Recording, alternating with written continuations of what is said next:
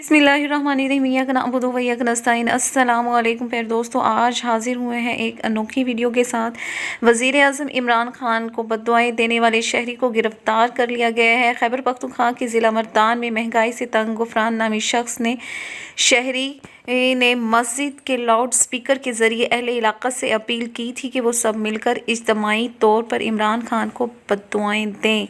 Police ने वाक़ई का नोटिस लेते हुए इसके खिलाफ मुकदमा दर्ज कर लिया है। इस शहरी की तकरीबन 1.5 मिनट की वीडियो सोशल मीडिया पर वायरल हुई थी, जिसमें वो लोगों से अपील करता नज़र आया कि तमाम मर्द और ख़वातीन मिलकर दुआएं करें कि हमारी इमरान खान से जान छूट जाए, क्योंकि इनके दौरे हुकूमत में महंगाई में बेपनाह इजाफ़ा हो चुका है। आवाम जो है जो हुकूमत की महंगाई से बहुत ज़्यादा तंग है, गरीब आवाम परेशान है।